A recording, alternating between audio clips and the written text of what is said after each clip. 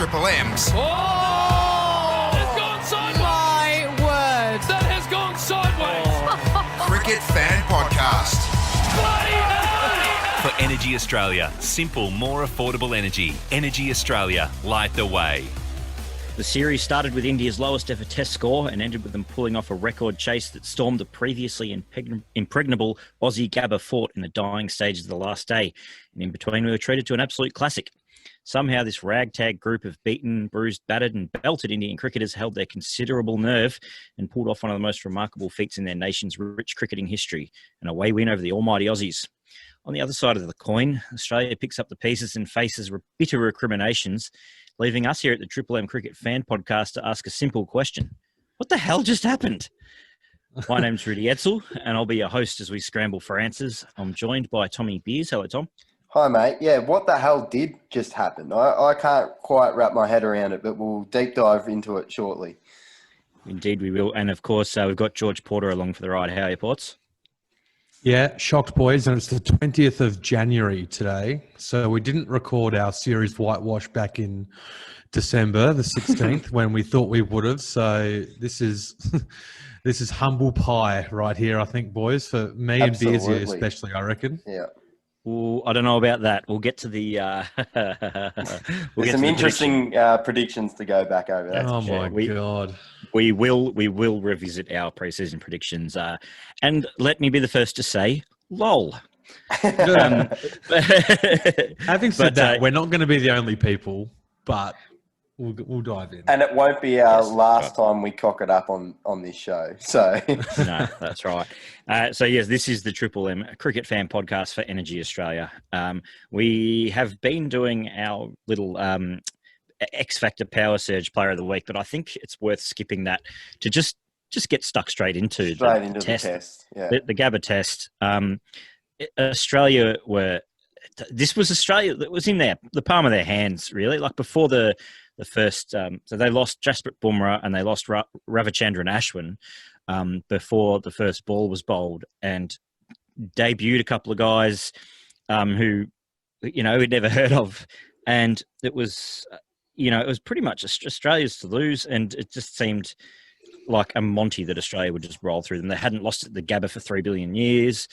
And then, like I said, it ended with them storming the gates. India, they got there pretty easily in the end. One with a couple of overs to spare. Rishabh Pant and Shubman Gill just spanking them all around, like the cooked bowlers all around the joint. And in between, like Marnus Labuschagne Ton, which he'd sort of threatened all summer. The Aussies managing to find ways to get out in the first innings. And I think the turning point of the entire series, the entire test, I should say, was that partnership for the sixth wicket in the first Indian innings between Washington Sundar, who again, like, he debuted, and they picked him because he can bat, and I think it was Thakur. Shardul Thakur. So they put on. So Australia had them 6 for 186, and then those two put on 123 to get them up to 309, chasing 369, and all of a sudden, what looked like we sort of assumed Australia would just roll through their bottom few and take a 150 run lead and put the foot on the throat from there, but they just couldn't get it done, the Aussies, and yeah, George, that really changed the game for them. That was the key, and I was watching it here the other day, and I just thought it's almost the same as the final Sydney day, where we were only 1 wicket away from really turning that game, as you said, Rudy. I was saying earlier in the series that this was a series where ball has really dominated bat, but it came down to the last 5 days. Sorry, the last 6 days, the 5 days of this test, the 1 day of the Sydney test, the last day, where the ball just didn't want to, the batsman couldn't get out. So it kind of shifted on its axis a little bit back to the batsman. But even still, Australia's batting wasn't great.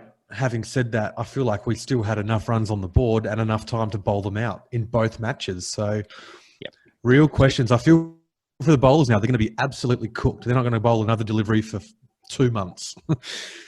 Yeah, so the Aussies in Sydney spent pretty much 4 hours 1 wicket away from winning that test. And then again, they spent hours 1 wicket away from really putting the foot on the throat in that test. And it felt like Australia just could not win the big moments. At the end of the series, Marnus Labuschagne and Steve Smith were the biggest run getters. Pat Cummins is clearly the standout bowler of the series. Statistically, Australia were, as good as India. But it just, the big moments all went India's way, and it was just pure, like a show of pure grit, determination, like mental strength, the likes of which I've not ever seen from a touring side in Australia, ever. Because I want to talk about India because I have never seen, that's by far the best achievement I've ever seen from a team to come to Australia in my life. Yeah, just agreed. Absolutely outrageous. Everything stacked against them. I think I said after they got bowled out for 36 in Adelaide, I said, when you get smoked by an Aussie team in Australia, you tend to stay smoked. And they just didn't. They found a way, didn't they? Yeah, and I think you've got to shed a lot of it home to Ajinkya Rahane. As a leader, he's just faultless. Such a good captain, such a good sort of point man, just an incredibly impressive human being and test cricketer, and the way he pulled those guys together. And it didn't matter. It didn't matter. They kept getting injured. Like Shami had the broken arm. Pant was injured. Vihari did his hamstring. Ashwin missed with a back injury. There were so many variables. Yeah, and External. they just pulled together and just. Yeah. I don't think I've seen a mental strength in a cricket team like that since the Steve Waugh days of Australia back, when they were touring Sharjah in a 50-degree heat, busy. Do you reckon there's something in that Rahane should be seriously considered to take the captaincy full time just for the test team off Kohli, and just let Kohli be the best player in the world? I would not want to be the guy that says that to Virat Kohli. I wouldn't either. But have a look. Like the performances are there. Like it's in front of our eyes how he's galvanised this group to pull off one of the greatest upsets that we can remember. Really, like with all those injuries and variables that you said, Kohli going home, who's the best player in the world. They'd just been rolled for 36, and the chips were down, and he's managed to do what he's done. Like he's got to take a massive amount of credit for that.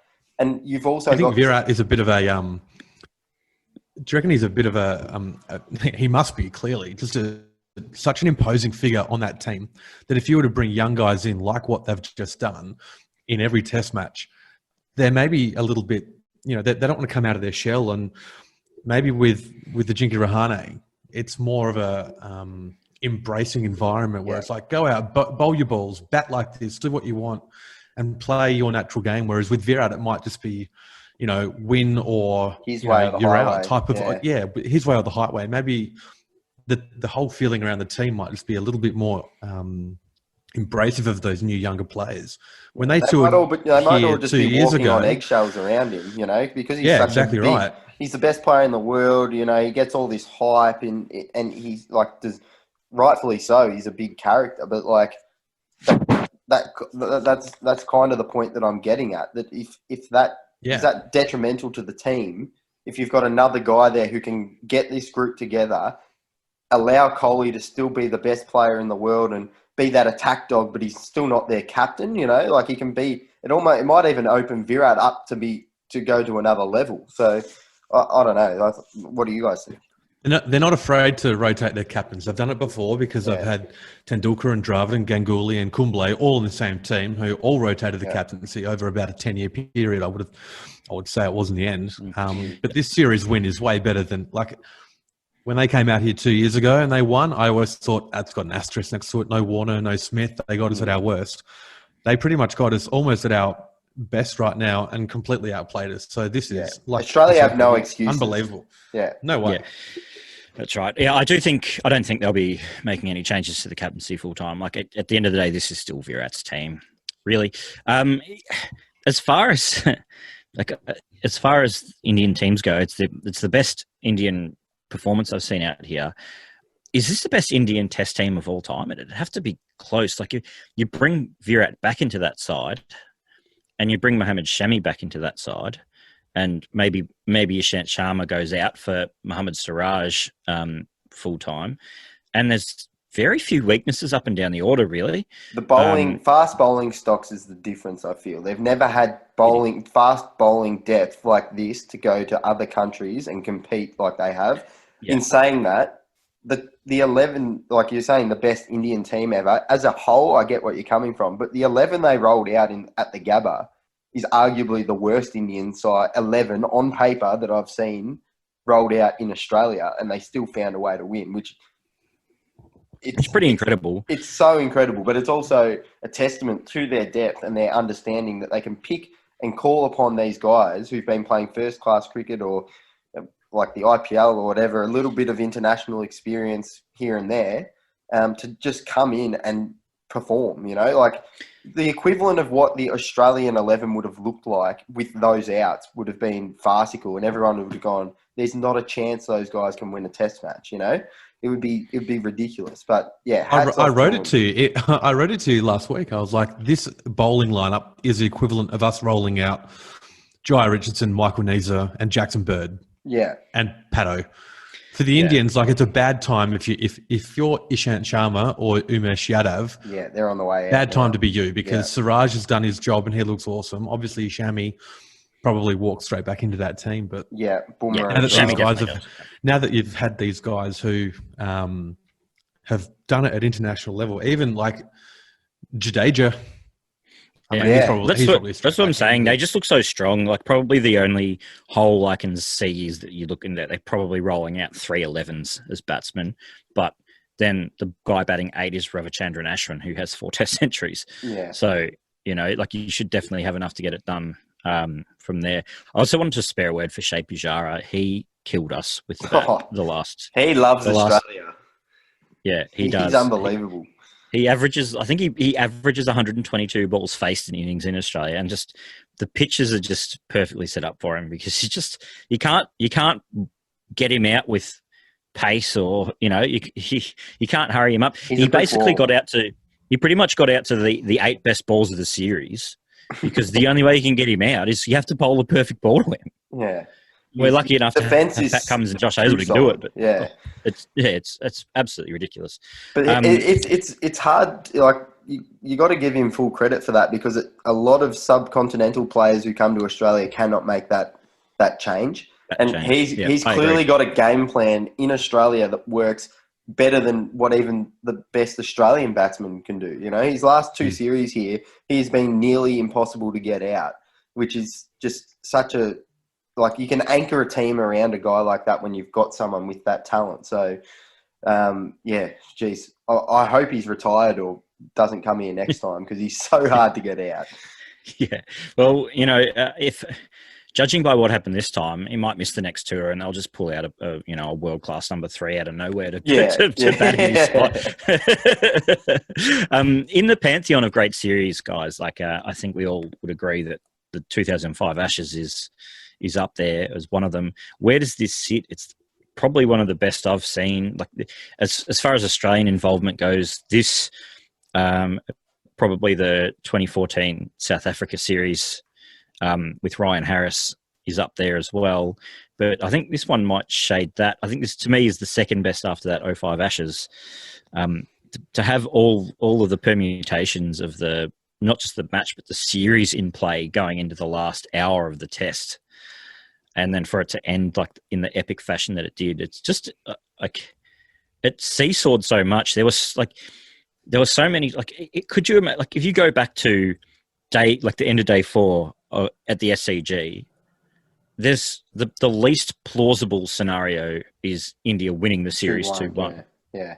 But they managed to do it. And I think it has to be in the question, like in the conversation for the best series ever. But the at least on Australian shores, it's been so long since we've had such an arm wrestle of a test summer at home. Like usually we just teams roll up and we just dominate them and it's all over. Even the Ashes, that England didn't really give much last time they were here. So yeah, absolutely, it's got to be in the question. But it almost takes the shot. Like the fact that India had all these outs almost puts a little bit of imagine the hype and the hysteria if Bumrah had have bowled them to victory or if Kohli had have made some squillion runs or whatever like that.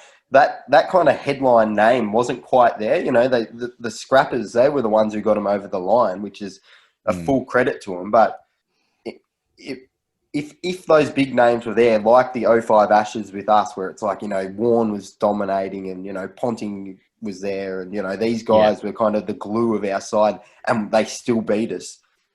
Like they still won, but they still have so much upside with those guys not even being there. Yeah. Yeah, it's hard to you look casting forward. It's hard to see India ever losing in Australia again at this point in time. Yeah,